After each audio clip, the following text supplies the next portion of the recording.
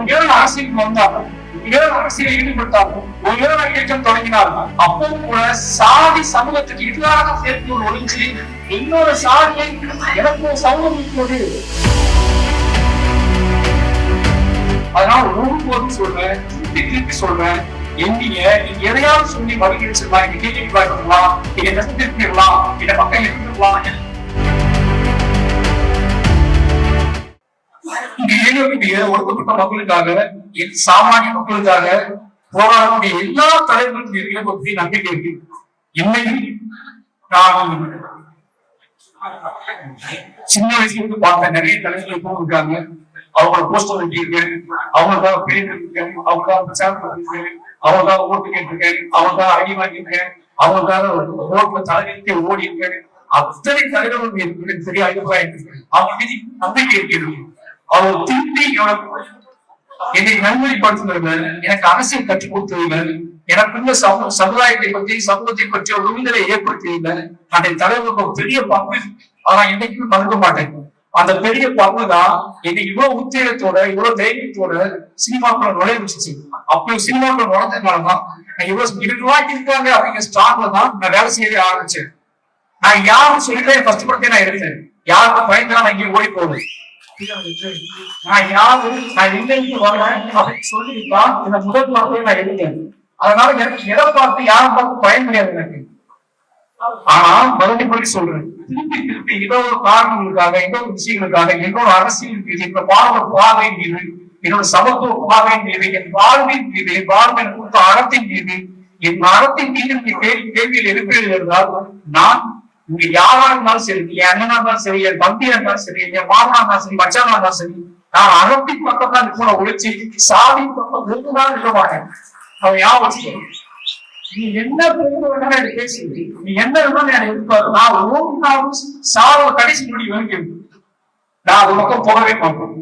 அதனால ஒருபோதும் சொல்றேன், திருப்பி சொல்றேன், நீங்க எதையாவது சொல்லி மறுகிடுச்சிடலாம், நீங்க கேள்வி பார்க்கலாம், நீங்க நெசத்திருக்கலாம், இந்த பக்கம் இருந்துடலாம், எதையும் யோசிக்காது.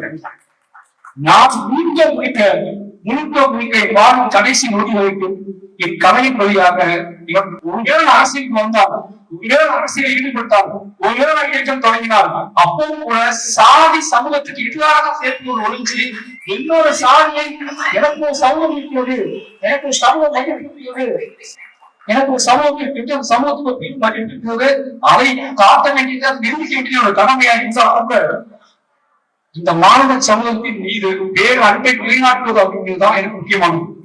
அதுக்காக என் வாழ் மீது நான் போராடுவேன், பேசுவேன், இருப்பேன், கவிதை இருப்பேன், கதை இருப்பேன், கதை இருப்பேன். ஓகேங்களா? நீங்க ஏன் சொல்லுமா நீங்க இவ்வளவு பேரத்தை போட்டீங்க, எனக்கு பயமா இருக்கு.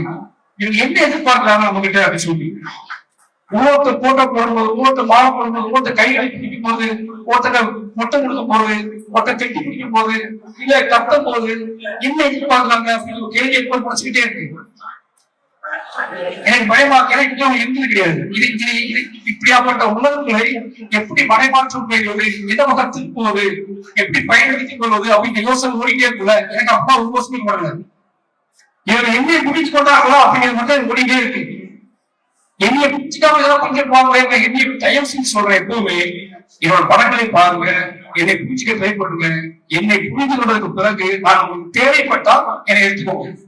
நான் உங்களுக்கு ஓகே, இவன் சொன்னதான் கரெக்ட் தான், இவன் பேசுறதுதான் நிலையானது, இவன் பேசுறதுதான் உண்மை, இவன் பேசுறதுதான் ஆழம், இவன் பேசுறதுதான் சரியான வாழ்வுக்கான தீக்குடி நம்புனீங்க அப்படின்னா, அதுதான் சரியான கனவு நீங்க நம்புனீங்கன்னா அப்பயே எடுத்துக்கோங்க. சும்மா ஒரு சினிமாவுக்கு நான் வந்திருக்கேன், சினிமாவுக்கு எல்லாருமே சென்றடையுது, சினிமா மூலமா எனக்கு ஒரு பெரிய வெளிச்சம் கிடைச்சிருக்கு, நான் சினிமா பயணமா பண்றேன் அப்படின்றதுக்காக உங்க ஆளு இல்ல ஓ ஊரை போட்டிருக்கேன், இல்ல ஓ சாதியில போட்டிருக்கேன் அப்படிங்கிறத நீங்க எடுத்துக்கிட்டோம்னா அது எனக்கு பெரிய அசுத்தம், எனக்கு பெரிய அருள். ஏன்னு கேட்டா சாதியின் தேவை எடுத்துக்கொள்ளாதீர்கள், சாதியின் தேவை எடுத்துக்காதீங்கன்னு சொல்றேன் நானு. ஏன்னா யாரையும் நம்பி சினிமாவுக்கு வரல நானு. நான் 19 பணத்தை எடுத்துட்டு சென்னைக்கு ஓடி ஒரு பையன் இந்த உலகத்தை எதிர்த்து, இந்த உலகத்தில் ஒவ்வொரு மனுஷனை எதிர்த்து அவனோட உரையாடி, அவனோட நட்புறமாகி, அவனோட பேசி பழகி எடுத்து நான் வந்திருக்கேன்.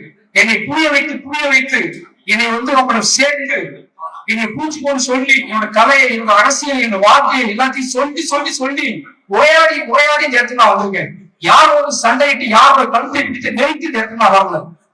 எல்லோரும் உரையாடி எல்லோரும் பேசி அவளுக்கு என்னை புரிய வைத்து என் பக்கம் இருக்கும் நியாயத்தை, என் பக்கம் இருக்கும் அறத்தை, என் பக்கம் இருக்கும் கேள்விகளை, என் பக்கம் இருக்கும் கோபத்தை, என் பக்கம் இருக்கும் ஆத்திரத்தை எல்லாவற்றையும் சமரசம் இல்லாம எல்லாவற்றையும் தேர்ந்த மொழியில ஒரு தேர்ந்த பார்வையில அத்தனையும் வாசல் கிட்டத்தட்ட 15 வருஷம் தவ வாழ்க்கை, கிட்டத்தட்ட 20 வருஷம் என் வாழ்க்கைக்கு தான் நடந்துட்டு இருக்கேன். இது அத்தனையும் போட்டு போக அளவுக்கு மாற மாட்டேன். அதை புரிஞ்சுக்கோங்க. நீங்க நேசிப்பது எனக்கு ரொம்ப சந்தோஷமா இருக்கும். இந்த நேசம் எல்லா மனிதனுக்குமான நேசமா இருக்கும். இந்த பிரியம் எல்லாருக்கும் எந்த சாதி இல்லாம எங்கெல்லாம் யார் எதிர்மறையாக ஒடுக்கப்பட்டாலும் அவர்களுக்கு எதிரான ஒரு சிந்தனை உள்ளவர்தான் வாய்ஸ் அவங்க.